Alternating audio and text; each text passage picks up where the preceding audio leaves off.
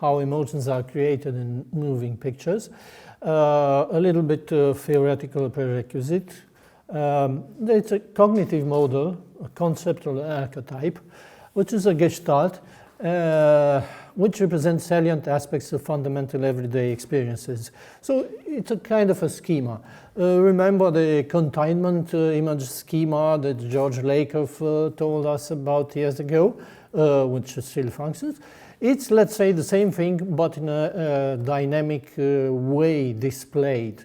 It's the same thing in the sense that the control cycle works as a gestalt, so you can't take out one part.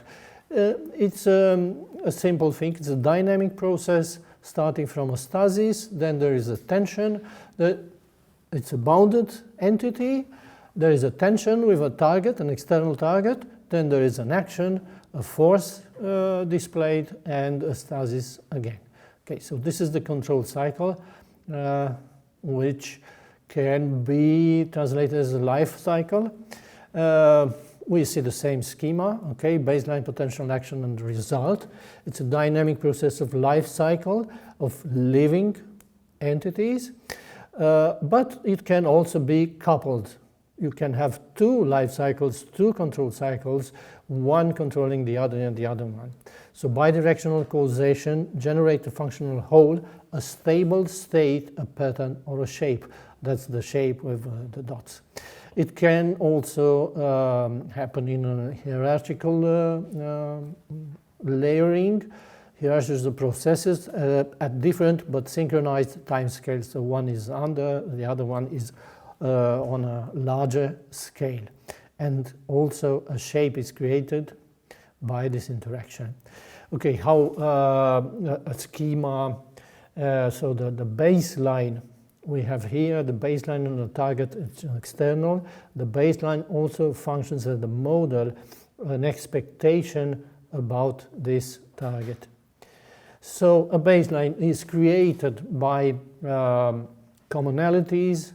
It's a concept in itself. It's abstract, less specific, schematic, versus its elaboration. For example, a schema like thing, like will be elaborated by ground squirrel, squirrel, rodent, mammal, and animal. It's a taxonomy. But thing, it's the concept which has the most schematic aspect. So it's created at a neuronal level by, let's say, an hypothetical neuron, which is a schema for all these three instantiations, and it has a summary of Victorian, let's say, costume. Okay, so this is a schema, and it belongs to the control cycle in the sense that it's the baseline out of which a target, in this case a perceptual target, is categorized. It's understood, it's engulfed inside the control cycle. The control cycle functions in life cycles. Cat captures the mouse. In bodily functions like breathing, eating, drinking, instantiate the control cycle. But also at the perceptual, directing and focusing of attention at the perceptual and mental levels. Also, it can happen, it can be understood to be active at the social level. When you experience a state of tension, when meeting with someone new, the tension is resolved through interactions which establish a stable relationship, providing social control. Let's see here, that's a boy and its mother, which is, the boy is the target under the control area of the mother. In perception, we are talking about perceptual capture. So understanding the triangle, it's a kind of capturing an external target, which is the stimulus, the bottom-up stimulus, using a baseline, which is a model, an internal model of kind of a shape, which is the triangle. Okay. Now, it happens, for example, when you have a shape like this one or a shape like that one. It's a target, it's an external target for a perceptual act, as far as it is not included in the control cycle. Okay, it's not embedded in a network of relationships, of internal relationships that make sense for the organism which is doing. But once you have this kind of photo, then you can categorize this mystery blob, which was under expansional blindness, and you can construct a familiar object. Likewise here, notice that you cannot stop looking. You have already internalized the model out of which you can capture the perceptual stimulus. You can't understand this as a mystery picture anymore. You see the bee. Okay. There is a circular loop between perception and conception, meaning in an abstract way, but we don't have a lot of time, heuristic, an organism is a model of its environment, and the environment includes the model, which is the being, the organism, but I exist only if I'm the veridically model of my environment. Put it even more simply, I think that I am if I am what I think. This circular model makes conception dependent on the perception, and the perception is depending on the conception. In a short way, you see what you expect to see. We see around what we already expect. Of course, we as human beings, it's a layered, a stacked layer of organisms or cells which are nested one upon the other. So it's a little bit, it's not so volitional free. Okay. In film reconstructions, we can use this schema, for example, when we have two shots with a deictic gaze and a character is looking at the other. This is the second shot, you don't see it, but there is an expectancy of an object. There is a schema which the boy instantiates, elaborates, like the mystery blob. You have a model of expectancy of an entity, which is confirmed in the next shot, which is a dialogue. So you have a link. I will skip over the point of view shot because it's expectancy created in a perceptual cycle of capture. We know about the Kuleshov effect, where you have a situation and a visual expression. Then, because the content is soup here, the visual expression could be easily interpreted. It primes the interpretation of the facial expression as hunger. Here, a woman, belly dancer, I don't know what, is priming the lust expression, and a dead child primes the facial expression of compassion. So in this sense, there is a control cycle between a baseline, a model, and what is perceptual. I perceive what I expect it to be. If the perception doesn't contradict the expectation, it creates a state of surprise. And it can be done. For example, here, context, so an area of control, this model, direct us to see 12, 13, 14, or to see A, B, and C. So I have two concurrent control models. Here is the same thing. What's on the face of Serena Williams? Anger, rage, exultation, or joy. Okay. By the context, or using the context, we have exultation or joy because she is the winner. She is not in anger, she is not in rage. Okay. So the expression, the perceptual stimulus is categorized as a function of what we call the context or a model. So I can apply this dynamic control. Hitchcock looks at the woman, it's a Kuleshov effect, the same face, a woman with a baby, a woman in a bikini. Then I have a last elaboration of a facial expression in front of a nudity, which has, let's say this model is a schematic, which is evoked by the woman, the nude woman. Okay? And likewise, compassion or maternal love will categorize an expression as an elaboration of compassion. Okay? It's priming, it's putting, foreshadowing, putting forward this expectation. On the other hand, the circular coupling, the elaboration elaborates a view, a gaze of someone. When I see the shot of this woman, I have the expectancy of someone looking at it, even if it's the screen, the camera, or whoever, or a character in the diegesis. So it's a mental state that is constructed as an expectancy by the shot of the woman. So in this sense, there is a circular coupling. Okay, I'm passing this. We go to emotions. The boogeyman. The boogeyman is an example offered by Pezzulo in an article. If you hear a window squeaking in the night after watching a horror movie, you may consider plausible a very unlikely hypothesis, a thief or even a boogeyman, because it explains both what you sense, the window squeaking in the night, and how you feel, your heart rate. So there is a window squeaking, there is a high heart rate, and there is a sound. If the subject is alone at home and hears the sound, he will evoke the scenario that a probable thief intrudes. He will categorize the interceptive information as an instance of fear. The fact that he feels his heart beating is an elaboration of fear, because he had the thief scenario evoked by the sound heard. The other way around, the emotional fear is evidence that is explained by the thief hypothesis, and as a consequence reinforces the thief scenario. So both elements reinforce the other or explain the other. The feeling of the heart beating and the thief scenario, which is more.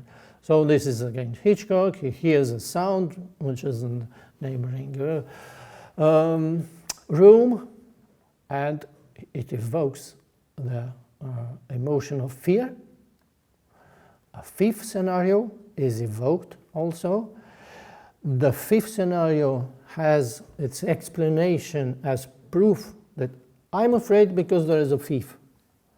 But on the other side, there is a thief because I'm afraid. That's a circular clauses. And that's how meaning is done. This is the same thing in the arousal of the heartbeat. There is some schematic which is elaborated by the thief scenario. My heart beats, I'm in a state of arousal, I'm excited. Why? Because there is a thief scenario. A hypothetical, but it's a model that I have an expectancy, a priming. I expect the thief will be there. And on the other side, any description of the thief concept will include fear. Someone is in a state of fear because there is a thief, and the thief can be dangerous or harmful. So it explains the arousal I have. The idea of the boogeyman is a form of self-fulfilling prophecy, because a terrified child can take his or her terror as evidence that the boogeyman exists and is probably close, and the terror itself can increase due to the circular causality mentioned earlier. This circular causality works on performatives. Painting a buffalo hunt on a cave wall, is this a description of hunting, or is the magical performative a wish thinking?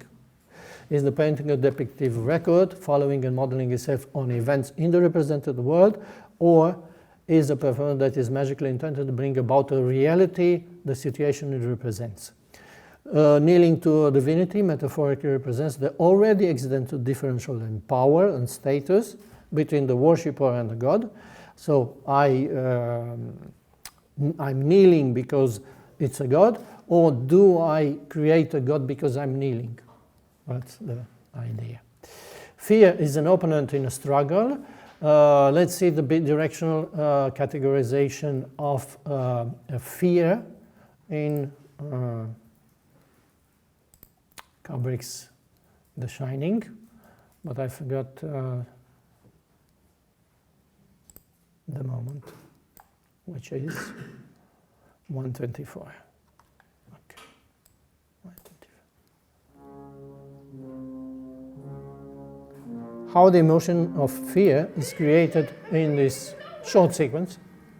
You've had your whole fucking life to think things over. What's good a few minutes more gonna do you now? Is a cat and mouse situation.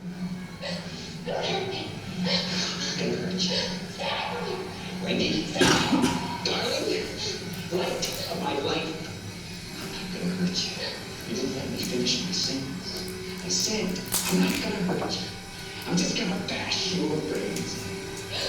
I'm gonna bash it right the fuck in. I'm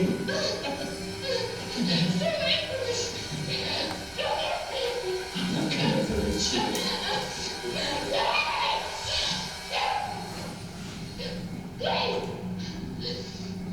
Stop swinging the bat.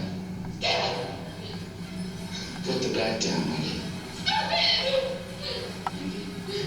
Give me the bat. Give me the bat. Give me the bat. Stop swinging the bat. Give me the bat. Wendy. Give me the bat. Give me the bat.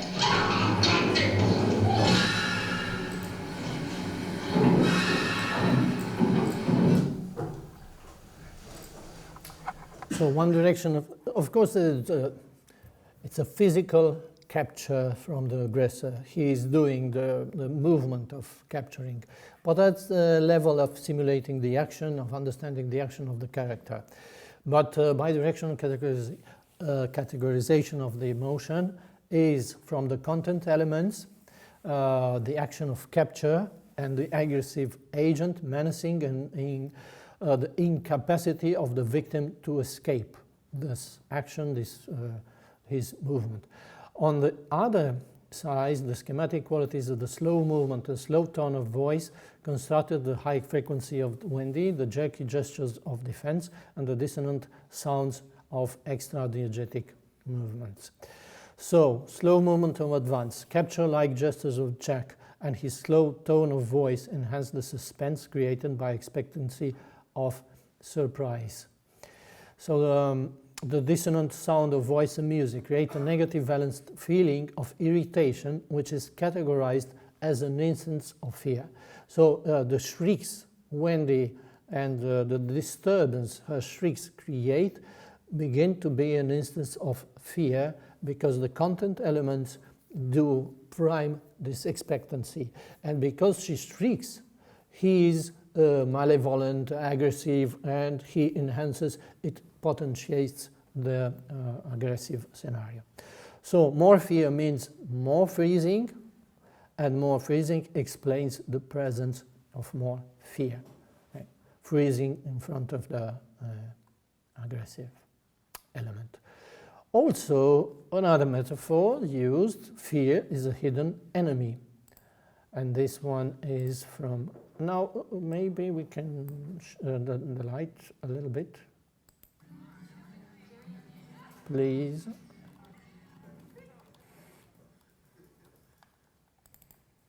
It's a short sequence, I think everybody knows it, but just to make the point.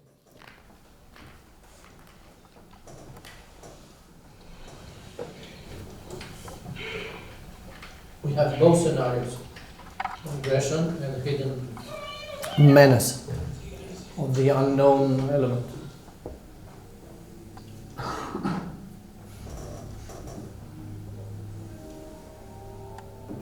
The sound element. Yes.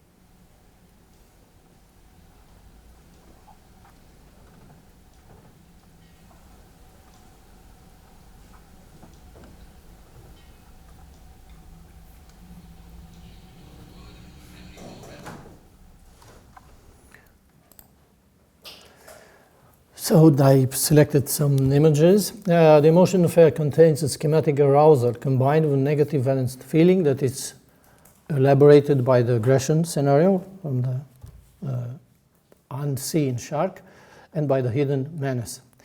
So the aggression scenario contains a schematic fear emotion that is elaborated by the arousal of the fear emotion. We have a series of cues: opacity, sound design, unusual framing. We have a roller coaster of different emotions. First of all, disgust. Disgust created by drowning, suffocation, absence of light, falling down, and disgust of being the unknown aggressor. So the viewer is in the position of the shark. We don't see the shark, so it's in a position of a hidden menace. The emotion of fear that contains a schematic arousal elaborated by the aggression scenario, and the aggression scenario contains a schematic fear emotion that explains and elaborated by the arousal of the fear summation.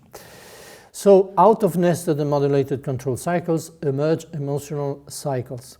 First it was disgust. Second, we simulate the position of the girl and we have happiness emotion. She feels very well because she's unaware of the hidden menace.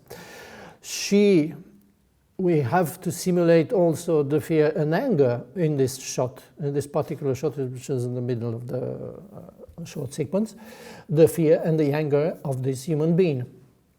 We have to simulate her happiness, we have to simulate her fear in order to make sense of this sequence, because she will be killed. Beforehand, we know, because we know from the position of disgust of the hidden menace, that she will be the victim. We are primed. So we have to simulate two contrasting states, which will need a narrator separated from the experiencer, the character which is in the diegetic scene. Okay, in short, then we have a fear, but not simulated this time in an emphatic being there, but from a sympathetic position, from outside, not with the character, but for the character. We have fear for the character, which is a different feeling than being empathic with someone who is crying in distress. Okay, and finally, we have sadness. I skip the double position of who's feeling what. Erasure, disruption, failed control would be the sadness position, the moment when the viewer assists to the tragic fate of a woman who is absorbed in a painful way in a homogeneous substance, indefinite mass substance, because we have this line which is very skyline is short and there's a lot of water from the drowning. That's the final shot where equilibrium is once again, but then we have the fade into the next sequence where we have a blur. So the character is erased. Well done. Sadness is due to the impossibility of avoidance of the outcome of the aggressive event. Sadness is also due to the apprehension of the fact that the woman is unaware of the cues surrounding her and that it is impossible to change this situation. The viewer feels compassion not for the actual suffering of the woman in this shot, but feels compassion and sadness towards a human being that is blind and unaware of an already sealed, closed destiny. He has a meta-emotion at his own incapacity to help.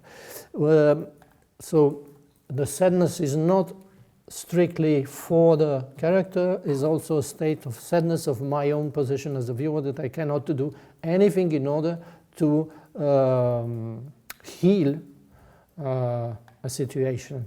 So the viewer is in a sadness emotional stance because he's trapped in the victim condition of the movie. But sadness mixes for position for a human being that cannot change the future events with the self-condition of the viewer, and bodily feelings of loss of control of its own body is categorized as an instance of sadness. Sadness allows the brain to have social thinking. And so sadness, in a way, is a way that a director or a film will have a discursive effect, will talk about abstract concepts, about humanity, because in the end the film will transfer the message of a human being is trapped in a condition by a hidden menace, by the unknown, just by the emotional trigger. Emotional trigger, which is sadness, and sadness is inward oriented and allow abstract thinking and social thinking. It's, let's say, it's more or less, it's automatic. It triggers the brain areas involved in social thinking, which strictly fear or disgust do not. Quite disgusting about. Okay. Thank you. That's the end, and that's the unknown.